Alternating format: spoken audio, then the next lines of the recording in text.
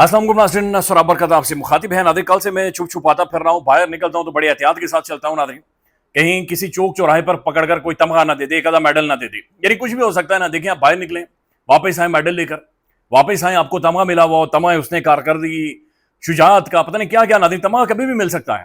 पाकिस्तान में नाज़रीन जिस तरीके से थोक के हिसाब से उठा उठाकर तमगे दिए जा रहे हैं, और ऐसे लोगों को भी दिए जा रहे हैं नाज़रीन बदकिस्मती से, जिन्हें यकीन करें कि घर में दूसरी दफा खाना मांगते हैं तो घर में सालन डालने पर नाज़रीन रोला पड़ जाता है। आज मैंने इंटरव्यू किया पाकिस्तान के बड़े प्रोमिनेंट जर्नलिस्ट हैं मोहतरम सनाउल्लाह खान साहब। नाज़रीन, मैंने उनसे पूछा कि भाई आपको कोई तमगा या मेडल शेडल नहीं दिया गया? उन्होंने कहा भाईजान हमें तो नहीं दिया गया, और ना ही हमें चाहिए, और ना ही हम उसके काबिल हैं। मैंने पूछा क्यों? उन्होंने कहा भाई रियासती तौर पर जो भी अवार्ड दिया जाता है ना, उसकी ना उसका एक क्वालिफिकेशन, एक क्वालिफाई करने का क्राइटेरिया होता है, और वो क्राइटेरिया ये होता है कि आपके काम की वजह से, आपके बोलने की वजह से, आपके लिखने की वजह से, आपके आर्ट की वजह से, आपकी खिदमात की वजह से मुल्क के अंदर आपने डिफरेंस डाला हो, यानी कोई फर्क पैदा किया हो, इंपैक्ट डाला हो। तो उन्होंने कहा कि भाई मेरी दहाइयों पर मबनी जर्नलिज्म है, लेकिन मुझे नहीं लग रहा कि मैंने कोई इंपैक्ट डाला है या मैंने कोई सोच को बदला है, हालांकि बहुत प्रोमिनेंट जर्नलिस्ट है। तो लिहाजा नाज़रीन, मैं भी ज़ाहिर मेरा तो खैर खिदमत तो दूर की बात है, मैं नालायकी की वजह से नाज़रीन डर रहा हूँ कि कहीं ये ना हो, क्योंकि कभी भी नाज़रीन हो सकता है कि आप घर से बाहर जाए और वापस आए 2-3 तमगे अपनी छाती के ऊपर सजाकर, तो बड़ी मुश्किल हो गई है नाज़रीन। अब नाज़रीन चंद खबरें हैं जो आपके सामने रख देते हैं। अफगानिस्तान से भी खबर है नाज़रीन, बड़ी अफसोसनाक खबर है और ये शर्मनाक खबर भी है, और इस खबर को समझना और अंडरस्टैंड करना बड़ा जरूरी है कि अफगानिस्तान के अंदर असल में क्या हो रहा है। लेकिन सबसे पहले नाज़रीन, मुस्लिम लीग नून आज़ाद कश्मीर के अंदर गवर्नमेंट बनाने जा रही है, और आज उनका पार्लिमानी इजलास था। मियां नवाज शरीफ साहब, मरीम साहबा, शहबाज साहब, अमीर मुकाम साहब, राना सनाउल्लाह साहब, अच्छा बहुत सारे ऐसे लोग हैं नाज़रीन जो उस पार्लिमानी इजलास के अंदर मौजूद थे, जो इससे पहले आज़ाद कश्मीर के अंदर एक्शन कमेटी के साथ जो मुआहदे हुए हैं उनमें नाज़रीन बाकायदा से मौजूद रहे। मियां साहब ने आज बहुत सारे नाज़रीन झूठ भी बोले, इधर उधर की बातें भी की हैं। चले भाई, सब कुछ मंजूर है, ठीक है, आप जो कह रहे हैं भाई ठीक है, काबिल कबूल है, लेकिन जो बातचीत आपने की है उसका इस वक्त कश्मीर के बहरान, या तो आप अवेयर नहीं है, या आपको पता नहीं है, या आप पता नहीं कैसे देख रहे हैं चीजों को या मामलात को, मेरी समझ से बाहर है। एक पॉलिटिकल अप्रोच की जरूरत है आज़ाद कश्मीर के अंदर, जो एक आवाज हो नाज़रीन, जो कि ब्रिज करे इस वक्त, जो एक रोल प्ले करे ताकि चीजें नेगोशिएट हों और आगे बढ़े। इट्स बीन 75 डेज नाज़रीन, पूरे के पूरा एक डिवीजन नाज़रीन, पुंछ डिवीजन क्राइसिस में है। हमें एक पॉलिटिकल नाज़रीन एक स्पेस चाहिए, या सियासतदानों का एक रोल चाहिए नाज़रीन, एक किरदार चाहिए कि कोई ना कोई कश्मीर के अंदर बुनियादी तौर पर ब्रेक थ्रू हो। मियां साहब ने कहा कि भाई हम कश्मीर के वज़ीर आज़म के लिए हेलीकॉप्टर होना चाहिए। भाई हेलीकॉप्टर हो ताकि वो हेलीकॉप्टर पर आगे पीछे घूमे, दूर दराज के इलाके। मियां साहब रहने दो, हेलीकॉप्टर ना दो, हेलीकॉप्टर ना दो, इतने दूर दराज के इलाके नहीं है कश्मीर के, इतना सा कश्मीर है। पंजाब के अंदर भी नाज़रीन हेलीकॉप्टर मौजूद है। अब ज़ाहिर सवाल उठने शुरू हो गए। मैं देख रहा था नाज़रीन, जो आदिल निज़ामी साहब हैं, उन्होंने बाकायदा से एक सवाल किया। उन्होंने कहा कि भाई जब मुख्तलिफ सूबे बन जाएंगे पंजाब के अंदर, तो हेलीकॉप्टर का क्या होगा जो 11 अरब का है? तो 11 अरब का हेलीकॉप्टर बिकेगा और हर सूबे को नाज़रीन 1-1 अरब रुपया दिया जाएगा। उसके बाद मियां साहब ने कहा कि भाई एक तो होना चाहिए। फिर उन्होंने कहा कि हमने मुखालफिन के साथ हमेशा अच्छा सलूक किया है। मेरे साहब वेल डन, आपने मुखालफिन के साथ बहुत अच्छा सलूक किया, हमेशा बहुत अच्छा सलूक किया। बेनजीर भुट्टो से शुरू करें, वो जो कैरेक्टर असैसिनेशन उस खातून की नाज़रीन हुई थी, खैर उसको एक लम्हे के लिए साइड पर करें। पाकिस्तान के जो मौजूदा जो शख्स नाज़रीन ज़ेर एताब है, इमरान अहमद खान नाज़रीन, पाकिस्तान का एक्स प्राइम मिनिस्टर, 10 माह हो गए नाज़रीन मुलाकात नहीं हुई। फैमिली ब्लड रिलेशंस के साथ आपकी मुलाकात नहीं हो पा रही। ये जो ह्यूमैनिटी का, इंसानियत का क्वांटम है नाज़रीन, उससे भी नीचे वाली चीज़ है, उससे भी नीचे आती है। तो आपके मुखालफिन के साथ सर ये हो रहा है कि जेल में एक बंदा बंद है, छोड़ें सजाएं हो गई हैं, कोर्ट के अंदर क्या मामला है, अदालती क्या मामला है, लेकिन ये एक इंसानी जो दर्जा है नाज़रीन उससे भी नीचे है कि उस शख्स की नाज़रीन मुलाकातें नहीं हो पा रही। तो मियां साहब ने नाज़रीन बहरहाल और भी बहुत सारी बातें की हैं, और उन्होंने कहा कि हमने मुखालफिन के साथ हमेशा अच्छा सलूक किया है। फिर उन्होंने कश्मीर के बारे में बातचीत की है कि रियासत ने हमेशा अफ़वाम व तफ़हीम के साथ काम किया है, पीपल्स पार्टी से हम क्रिटिसिज्म की तवक्को नहीं। बहरहाल मियां साहब जो आप मर्जी बातें करें, right now there is a crisis, बराए मेहरबानी प्ले अ रोल किसी भी तरीके से, और उस क्राइसिस को ख़त्म करवाएं। तमाम तर पॉलिटिकल पार्टीज, शख्सियात, तमाम तर स्टेक होल्डर्स मिलकर बैठें और इस क्राइसिस को ख़त्म करें। ये ख़त्म होना नाज़रीन बहुत ज़्यादा ज़रूरी है, और हर वो आवाज़ जो इस वक्त क्राइसिस ख़त्म करने के हवाले से बातचीत कर रही है, नेगोशिएशंस, रिकॉन्सिलिएशन की बातचीत कर रही है, बराए मेहरबानी नाज़रीन ऐसी आवाज़ों को प्रमोट करें, ऐसी आवाज़ों को मजबूत करें। अल्लाह करे कि नाज़रीन कोई हल निकले इस सारे सूरत हाल का। एक वीडियो नाज़रीन मैंने देखी है, ये गिलगित बल्तिस्तान का बच्चा है शिराज, आप अक्सर व्लॉग्स में देखते हैं।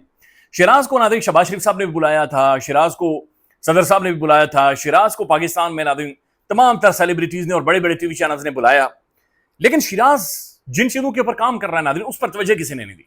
میں آج اس بچے کی ویڈیو دیکھ رہا تھا، وہ اپنے محلے کے اندر ناظرین ایک مسجد بنوا رہا ہے، اپنی سوشل میڈیا کی تھوڑی بہت جو اس کی ارننگ ہے اس سے وہ مسجد بنوا رہا ہے، اور وہ یہ بتا رہا ہے کہ یہاں پر فلڈ آیا، اس سے ہماری مسجد ڈیمیج ہو گئی، تو ہم مسجد کو دوبارہ سے تعمیر کروا رہے ہیں.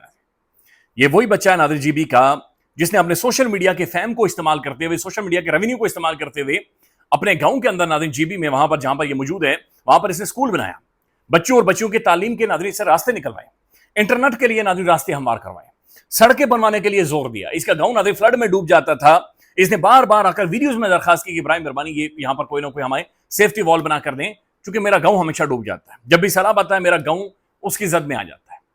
تو ناظرین اس کو جو شہرت ملی، اس بچے نے جو سپیس کریٹ کی میڈیا کے اندر یا ڈیجیٹل اکانومی کے اندر ناظرین، وہ ساری سپیس اور اکانومی لے کر ناظرین وہ اپنے گاؤں میں چلا گیا، اپنے دیہات میں چلا گیا. اس نے اپنا لائف سٹائل نہیں بدلا، وہ پورے گاؤں کے لیے ناظرین بچہ سوچ رہے ہیں.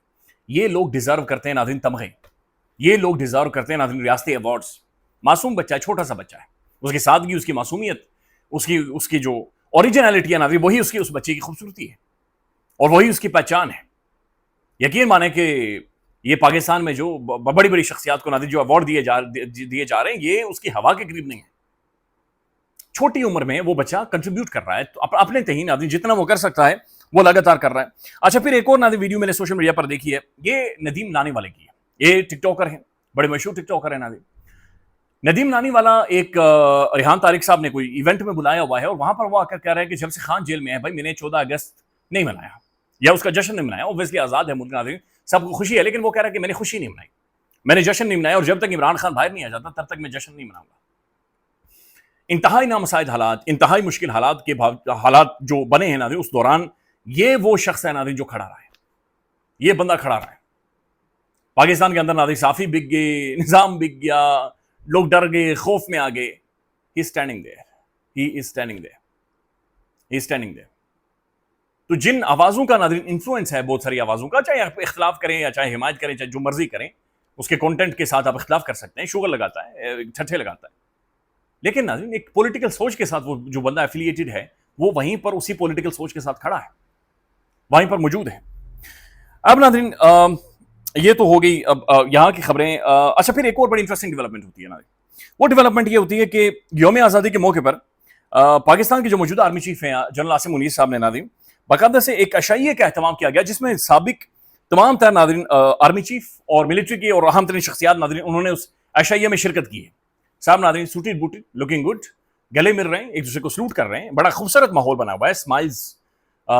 ایک بڑی خوبصورت روایت ہے پاکستان کی آرمی کی، پاکستانی فوج کی. عمر دراز گوندل صاحب نے اس ویڈیو کو شیئر کیا اور ساتھ انہوں نے ایک سوال پوچھا ہوا ہے کہ اگر ہمارے یہ اس انسٹیٹیوشن کے ساری شخصیات آپس میں مل رہی ہیں تو ہمارے پولیٹیشنز کیوں نہیں ملتے، ہمارے سیاستدان کیوں نہیں ملتے.